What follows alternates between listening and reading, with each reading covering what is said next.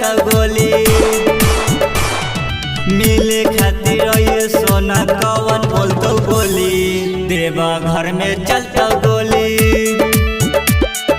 देवा घर में चलता गोली।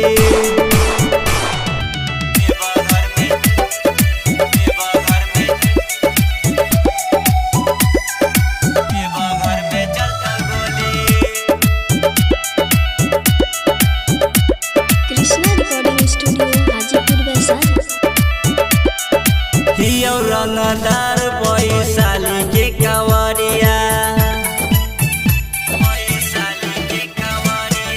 हियो रंगदार वैशाली के कंवरिया, हियो जल लेके बाबा के नगरिया।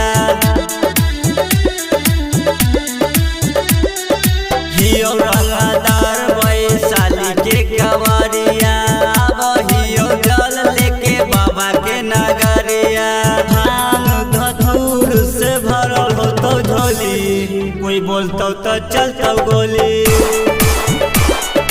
देवा घर में चलता गोली।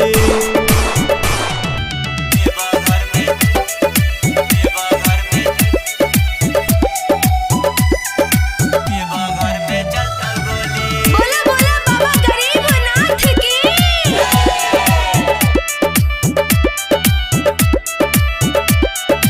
जल्दी तू ये सोना करी है ना लेट के,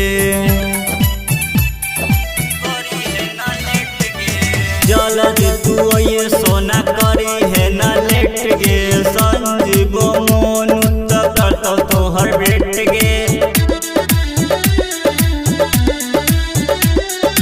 जल्दी तू ये सोना करी है ना लेट के। संजीव मोनू तो करतो तोहर बेट के। राइटर कृष्णा जे बोलतो तोहर बोली, देवा घर में चलता गोली, देवा घर में चलता गोली।